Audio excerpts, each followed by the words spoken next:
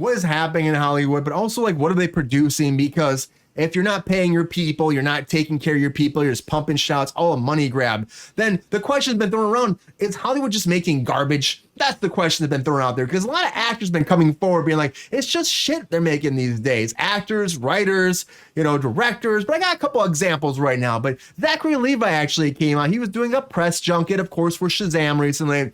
And just talking about. I thought you couldn't do press junkets for Shazam. Well, it was like a before, it wasn't that long ago. He was doing like a little press. It was when he went to CinemaCon or whatever, and he wasn't, not CinemaCon, she walked away. Comic-Con. Yeah, Comic-Con. And then he was able to talk about it. He started talking. He's like not talking about the movie, but also talking about the state of the business because of the strike. And he said, I personally feel like the amount of content that comes out of Hollywood that's happening right now is garbage. They don't care enough to actually make it great for you guys. They just don't. Like you watch a trailer, he says, and you think it's gonna be awesome. It looks so cool. He said, then you go see the movie, and it's like, oh, that's what I get. And he, as he was saying, that these producers, these creators are just making stuff, pumping it out that's gonna make money. They pump a good trailer out there, get you in the seat, they get their money, and they're done with you. And that's also happened like Charlie Kaufman, who's a writer, mostly a writer, but he was talking about that too as a writer with this whole AI thing. He did an interview recently, and he was like, and he did Being John Malkovich, Eternal Sunshine of the Spotless Mind. But he said two of the greatest movies of all time. Great movies. And he's talking about how, again, he said at this point, the only thing that makes money is garbage. It's the same thing. It's just fascinating to him. Makes a fortune, and that's the bottom line. So producers are more drawn to it. And that's what, that's why they care about, because they know it makes money. They're more drawn to that than actually a piece of art that's put out there that makes you think for a second. And he said, how are they going to keep doing that if they know this makes money? So they're just going to pump out this shit, and it's going to keep making money. And the producers and the directors who are making this will keep making that content too, because they know at the end of the day, that's what the studio wants, because they want money in their pockets. They don't care about anything besides the fucking money, which where it all comes around to. That's why we say it's bullshit content coming out all the time. It's like, where's the good shit? It's not there. But even Kaufman, Charlie Kaufman said that, he goes, well, as long as they are in that area of making, this kind of content that is shit, he said, making that shit, he said, then you might as well have AI do it. Which I'm like, that's Kaufman, that's not the route you want to go about it. Though, like, I get it that you don't like it. And I get, like, I guarantee Zachary Levi is mad because Shazam didn't do well too, and he wasn't able to actually push the content, because he made a whole spiel about that too not too long ago, about how he could go but he couldn't talk about it. This all came out with that, like he wasn't able to actually promote Shazam the way he wanted to. And it's a fine line. It's a fine line. He was actually very good about what he said about it, because he was still like, I support the strike. He wasn't doing that Arrow bullshit. He wasn't doing a Stephen Amell thing. He wasn't. That's his name. But overall, it's the same thing. Does it help? Does it hurt? And Kaufman, he's a fucking fantastic writer, but I don't think it helps the cause to be like, they might as well just use AI, because then you're going to give yourself you're going to lose your job eventually because you're letting them do that shit. Like, there should always be a person behind making this content. So when I hear stuff like this, I'm like, it makes sense to me, because people are sick of it. Like, we talk about day in and day out on Cruise Control. We're getting sick of like the content not being up to snuff for us. It just should be better than it is. You spend more and more money each time, like $200 million projects, $250, James Cameron, $500 million on a project. Then why is it not fucking fantastic? And why are people not being paid right? Where's your money fucking going? That's the big thing. Sabrina, do you think that it's all garbage? Do you agree with these two? Or do you think that they should maybe calm down a little bit on what they're saying in a public setting? Okay, so yeah, I think it's like a classic case of like, this slipped out probably when it shouldn't have. And I also don't think that he was being 100% serious, or at least I hope he wasn't, because that would really just change the face of the film industry forever. And it's really not something that's up for negotiation if anyone asks me, or really anybody involved in the film industry. Like, I don't think he actually means that. Now, that being said, like, this man did Being John Malkovich, which is arguably one of the most original films, like, of all time. Okay? Like, and also, that being said, like, 1999, when that movie came out, Fight Club came out, Office Space came out, American Beauty came out. Like, there was so many. That was, like, probably the best year for film, like, kind of ever. There's so many amazing fucking movies that came out in 1999. And arguably, Being John Malkovich is the best one. So I really understand where someone who is so creatively smart and different and pushing the boundaries and doing something that is like above the fucking norm that's breaking out from like the fucking candy cane bullshit that people fucking are like. It's he never plays it safe. Like also Eternal Sunshine of the Spotless Mind. Such a good movie. Fucking A.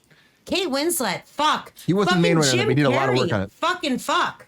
Like I mean, also that's literally one of my favorite movies of all time. Honestly, like Being John Malkovich is a great film. It's probably not. And that was all him. Yeah, I mean it's in my top 10 for sure. But like Eternal Sunshine of the Spotless Mind, like the shock of Jim Carrey being so fucking amazing, and the fucking weirdness and fucking like the connectivity that you had to this weird process of what the fuck was going on. Like it is. If anyone has not seen this film, you should absolutely 110% go see that movie or rent it, fucking stream it, whatever the good. fuck people do now. I don't know. But like brilliant films. And for someone like that to be frustrated with what's going on in Hollywood today and saying something off the cuff like that, I get it. I don't appreciate it, and I don't think that you should be pushing AI in any way, shape, or form. But I get it. You know, I'm not gonna fault him for that because he's a fucking creative genius, and he's sick of seeing this fucking safe IP redo prequel. You know, fucking. He's sick of the IP-ness. Yeah, all the IP-ness. Sean, love you, bud. Fucking that IP-ness. Yeah, Fucking IP-ness. it's too much. It's too much. Yeah. What do you think about Shazam, though, Sabrina? Do you think that Zachary Levi was just kind of, you know? Well, where do you pay the AI? What do you do? You put in an AI account for AIs to like, you know, go spend it in Star Wars land? Like, There's Ethan. I was wondering where Ethan went. There he is. adaptation is so It good goes in too, the Lexi. metaverse. Also spectacular fucking film. They're not gonna pay AI, Ethan. They're just gonna just fucking do it. And that's what they've already been doing already. Well, he it's knows just, that. yeah, it's He's what it making a is. fucking You know, joke, yeah. but- He gets it. Like it's just that it's as a business perspective, it makes sense to a studio. It makes sense to a Bob Iger. It makes sense to a David Zaslav. It makes sense. But as someone that because works you in the can business, basically for fucking pennies get what you are fucking, you know, paying someone what they're worth for. But it's not the fucking, you're not going to get the same shit. You're going to get the same cookie cutter bullshit, which is what he's arguing that this is what's out in Hollywood right now anyway. Yeah. You know, and so I see his point, but I don't think saying that is helpful in any way, shape, or form to what's going on right now. Yeah. I see where he's going. I see what his point is, and I respect it. Don't get me wrong, but it's not helping anybody. I do think that AI could help in ways, you know what I mean? They can get like an initial script and they can actually have some playback and they go back and forth and work on it. That's where they're going with it. I know people have been doing that a lot. And there's the whole AI thing for like, you know, speeding up editing, which take editors' jobs away too, because there's a lot of masking you have to do to take out backgrounds. Now you can just have AI do it and then they can kind of like do it. And it's not perfect, but it's also like going to take away those jobs eventually. And it's like a slippery slope. And it's also, unfortunately, the future. And you know, the way the business was built though, it's like it's a handshake thing. It's like the producers have decided to work with all these creators to make something good. And it's like we decided to be human beings working together to make this. Maybe you can use AI. It's in every aspect of life. Maybe you can use AI a little bit to make things a little bit easier, but overall, you shouldn't be using it to take away people's livelihood. That's all I'm saying. As a person that works in this business, it's very unfortunate that these producers are changing the whole game that's been in the business for a long fucking time to be like, this is how we work in Hollywood. That's all I'm saying. Really quickly, that was my impression of Elf in the window when he was trying to get his dad's Drink. attention. You're right with an impression, you fuck we're one. doing mime impressions So now. good. Shit. She started very first time on Cruise Control. I did. You guys, I like it. I like it a lot. Okay, so now I forgot what I was go. going to say because that was so fun. I had a really quick point. I just wanted to pop in. Oh, human. You said human. You said being human, Rachel. I'm sorry. You said being human. Being human is fucking paying people what they're worth. Being human is not being a greedy fucking son of a bitch. Being human is not fucking protecting your fucking palace that you live in and your fucking private school that you put your kids in. Which, by the way, you'll still be able to do all of those things, but also just not be able to go to Vegas and spend $6 million on a fucking penthouse suite and a bunch of strippers. That's a great picture of Zachary Levi, actually. I like that a lot. So He yeah, looks like such a cunt in that picture. I love it. I love it. It is so out of character for him. It's so like I don't see that as. Think of Chuck. Think of fucking. I mean, even Shazam. He plays like a dumb kid. Marvelous Miss Maisel, very reserved. I really enjoy that. I enjoy seeing that wild side of him. He looks like he'd do a good fucking shot of tequila and take his clothes off at a club. I like it. I think so. You go streaking He in the looks quad. like he would call me gymnasium. fat for fucking No, declining why do you him. go to the He negative? looks like No. one of those people who would like hit Oh, on you, so and then when you rude. turn him down, he's like, "Oh, well, you're fat anyway." Like, oh fuck Okay, you. bro. You Okay. smell. I think he had all good intentions what he was saying too, been like this for the fans, like the fans are being fucked and stuff. But Rachel, what do you think about this garbage news? Do you think it's true? I mean, we've talked about it a million times, and do you think that it's just like you're happy that people are actually speaking up for what's actually happening in Hollywood? I think it's bold to say that in the summer of Barbie. I think it's bold to say that the blockbusters are absolute garbage when we have literally the best movie of all time in theaters right now. But that's an anomaly. That's an anomaly. I don't disagree with that, but I just think the timing of it is really shitty. And I think he's just a mad little child boy because his movie did bad. Because Shazam failed. I thought we were talking about.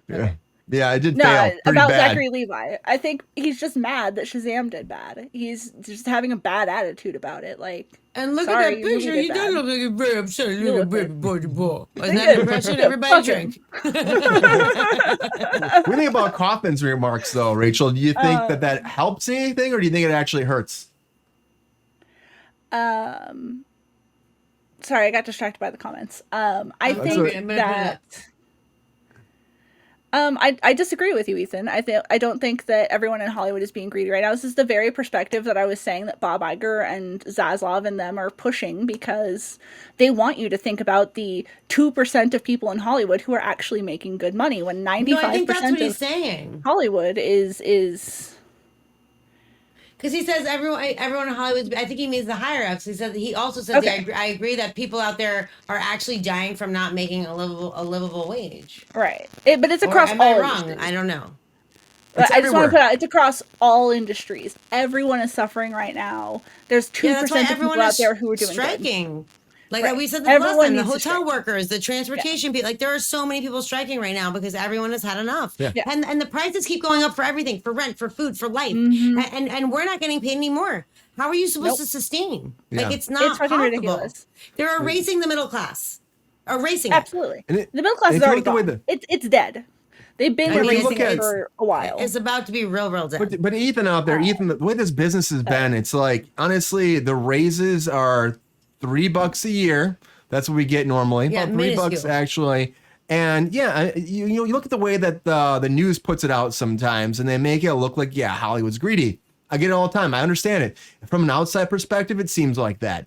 But if you look at and we've all been like, Sabrina and I have worked on this business behind the scenes, also in front of the camera, both sides, and both sides. And if you're working as an extra, background actor, if you're working as a stand-in, who actually fills in for the actor, runs the scenes, does all the lighting, it's pretty much a rehearsal actor, and they want to pay you pretty much $10 nothing. More than doing a cross. Yeah, they're pretty much nothing. And the thing is, like, you barely, and you go home and you can't pay your bills. And that's a problem. It's a problem with California. It's a problem with how expensive it is here. It's a problem with the studios not understanding that people need to be able to make a living doing this, because you need people that are actually qualified to do the job, but they don't want to pay a working wage so you can actually afford housing. And think about it. You look at our water and power bill every month in a place, it's like $500. Like just think about that for 1 second. So in the summer, it's that a month. Oh yeah, in the winter, it's like $1,000, $400 a month. It's like, the thing is, it just doesn't balance out right, and it's just very unfortunate because they just got these $20 million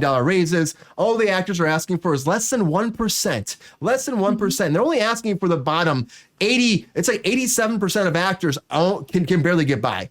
I mean, I've been there. I get it. You can barely fucking get by, and it's very tough. And I understand from an outside perspective, and I totally understand. It's like rich people whining, but it really isn't, because and WGA too.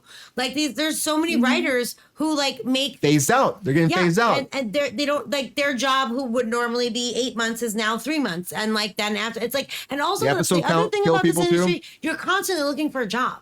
Like, even if you're on crew, you're constantly looking for a job. Yeah. There's no security. Like, if you're a grip or you're in an electric department, you can call your local and be like, hey, list yourself for work. And then if they need someone, they'll call you. Like, hey, 4 a.m., they're like, go to this place and you got a job. SAG doesn't do that. Not at all. The writers don't do that. Like, you're constantly, it's a guild. It's a guild. I know. They say, we're a union, but it's a guild. We are unionized, but we're a guild. Like, they don't look for work for you. They don't help you find work. They don't, they have resources for you to come and like do a voiceover class or like listen to somebody talk about how great they are. Like, they do things like that. It's nice. But that's not gonna help you get a fucking job. It's a nice thing, but it's lovely. It's not gonna help you get a job. Every other local helps you get a job. You know what I mean? Like if you're out of work and you're in any union, craft service, fucking camera, fucking lighting, electric, doesn't matter. You can list yourself daily and be like, I am available today. And then if someone calls in sick, something happens, they call you, you go to work. We don't have that luxury. You know, and especially like the lowest people, and those people make way fucking more, by the way, than a background actor or a stand-in or low people on the totem pole. But I know, like, a lot of people think like actors, like they work on auditions, you get jobs, you don't get jobs. But background actors and stand-ins, that's not the case. If you're a stand-in, you work the length of a show. Like, so you're basically a crew. You're a crew member. You're not on camera. But you're still sad because you still have to fucking be able to fucking read lines and fucking walk from mark to mark and do all of these things, even though you're not on camera. You're still behaving as the actor. And on multi-camera shows, like, they have you come in and be the actor because they don't want to pay the actor. Like, we're not going to pay the actor 5 days. We'll have Sabrina do it for Monday and Tuesday, and then Wednesday we'll bring the actor in because we're going to shoot Thursday and Friday. And pay her nothing extra. But you get $25. I actually, to be perfectly honest with you, shout out to Patty Gary Cox. Fucking fantastic always person. took care of us for doing that shit. She always, if you stood in for a main cast member, at the bare minimum it was $50. A lot of times it was $100. If you stood in for day players and like had little bit parts, or if you did stunt-ish stuff, she'd give you $25. One of the most amazing producers I've ever worked with. Patty, I love you to death. And I've been very fortunate in that respect.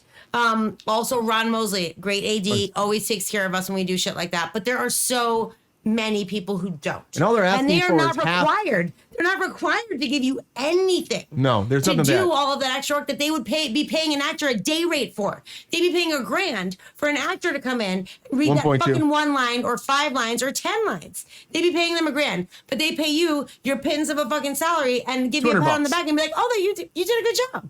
Yeah, oh, $200. Thank you so much. And that's your job. You're still doing your job, but you're getting paid $200 for, right. And then you're doing the other person's job on top of it. Exactly. And so there's no requirement for more money. What they're asking is like pay us half their paycheck. Right. No residuals, none of that stuff. Half the paycheck.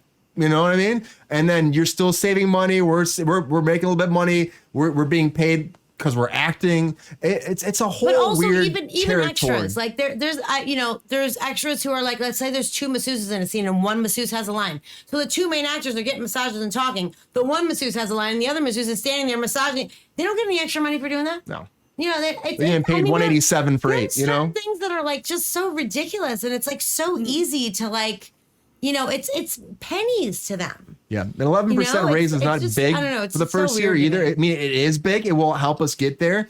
For them, it really isn't that much money. And even as a principal actor, they're asking for just some security on the AI thing, because what they want to do right now, if you don't really know, is they want to be able to, like, for reshoots, they just want to use stock footage and not call you back and not call you back and not pay you. And then that's going to hurt it's going to hurt actually the consumer. Yeah, the day players, but also the consumers too. People that are actually watching the show. Now you're not actually getting the actual actor they're emoting, making that performance possible. It's just going to be like, it'll be like CG Tom Cruise or CG Harrison Ford. You know what I mean? It's like, it's that kind of world. It's where it's not going to be the best performance for the actor, but the best for the fucking wallet for the producers, which is very unfortunate because they're going to scan you eventually, and eventually there'll be a whole thing where it'll be like, who's the next Tom Cruise? Because they're going to put a face on someone's body. The thing is, it's just freaky. And also people need to get paid for their time and able to pay their bills. The definition of a day player is an actor who shows up and does like maybe 3 days work on a show, maybe 1 day work on a show, maybe 5 days work on a show, but like is getting paid scale, like actor scale. But like, so if you think about people who are like prevalent in the acting community, and I'm not Scales just not talking bad. about, It's good. It's a good thing. right, but I'm just saying, I'm not talking about stars who like negotiate their own contracts, but there are also guest stars that negotiate their own contracts. Like, this is just for people who are just trying to get by also. It's a slightly higher level of like stand-ins and background actors who are coming in and they're, I'll do a day player here on this show, a day player there on that show, a day player on that show. So it's literally you're taking money out of the people who are making the least in the field. Because if you're on contract like Jennifer Aniston, or if you're on contract like some series regular on a fucking show who is, maybe not as recognizable, but you're a series regular. So they hold you. When you're not working, let's say the series runs for 15 weeks. When you're not working, they're fucking paying you because they might need you. Yeah. So you're sitting at home getting a fucking paycheck. A day player doesn't get that. A stand-in doesn't get that.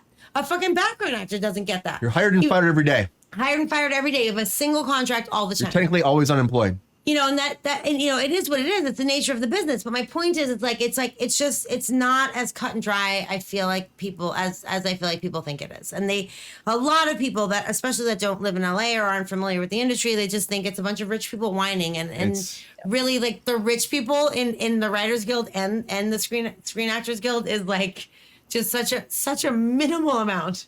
And the rest of them are fucking just struggling to get by. It's the very first time we actually have a president that understands that the people that are the biggest portion of the union deserve to get paid a living wage so they can actually pay their bills and do this as a living and not a gig job. And that's awesome. We've never had that. I mean, we've had Ken Howard before. R.I.P. Ken Howard, whatever, you fucking were a piece of shit, but I'm not going to fucking talk too much shit about you. And since he became president, it kind of went downhill. Gabby took over afterwards, and she was tutelaged by him, and she was doing the same shit he was. Producers putting money in the pockets of producers and not taking care of the people. And the big actors were always fine. They will always be fine because they can negotiate their contracts. We can't negotiate our contracts, and that's why they're asking for these raises. And it's really not a lot. It's really not a lot. It's less than 1% they're asking for. It's less than 1% of revenue for all of the less than 1% of what they make, not their costs, their revenue. Yeah. What they fucking make. It's less than 1% to give the Writers Guild and the fucking Actors Guild what they're asking for. And Ryan, I appreciate what you're saying, and we know that that's what I'm trying to stress is that the big actors are not doing it for themselves. They're doing it for us. Absolutely. They're totally doing it for us. By the way, the $150 adjustment for multicam is a fucking shit show because you'd be paying an actor $900 fucking dollars or $1,000 to be doing this. The $150 though, they asked for like half a contract was like $500, and then they said $150 was their rebuttal. It is what it is. We have to have some movement on this. We have to have some stuff that happens, or we'll always be stuck here. And honestly, it's gonna hurt the consumers a lot because honestly at this point it's so sad. Falls in the ocean. I'm sorry. I respect your feelings. I get it, man. I'm sorry that you feel that way. I feel that way a lot of times too, to be honest. I totally get it. And a lot of us just want to be able to do what we love and be able to pay our bills. And I'm just trying to bring like clarity to the situation a little bit because it does seem like a bunch of fucking bullshit, and a lot of it is. Don't get me wrong. You're able to feel like that, Ethan. Honestly, you 100%. Are. So we don't fault you for that. We get Honestly, it. I feel that way sometimes. Yeah. Like I wake up sometimes and I'm like, fuck off, everyone. Like, it is what it is. I think there just needs to be a wider solidarity among all workers. It shouldn't be pitted against different industries. It shouldn't be, well, I work in retail, so fuck actors, or I work in, but sound Starbucks mixing, people so showed up to the strike. To the strike one day, and I think that's actually starting to happen, which is kind of amazing and unprecedented. Good. So it's I think what the 1% wants is for us to be ripping at each other and to have that point of view of, well, fuck you, I'm not making any we're money. Coming together. But we want solidarity. To come together. Absolutely. Yes, we need solidarity. Everybody needs to come together. If you can unionize, do unionize. Take what you're worth. Stop. Or just be a human. Yeah. Support fucking humans being human. Like, it's just be a fucking human. Solidarity. Like if someone's opening a fucking door and they have a shit ton of shit in their hands, open it for them. Yeah. If someone's looking for a parking spot and you're backing out, don't wait to be a bitch. Back out and give them the fucking spot. You know what I mean? Like, there's so many tiny little things. If someone is coming in line behind you with one item and you have a cart full of shit, let them go in front of you. It's just being a fucking human. Just be a fucking human.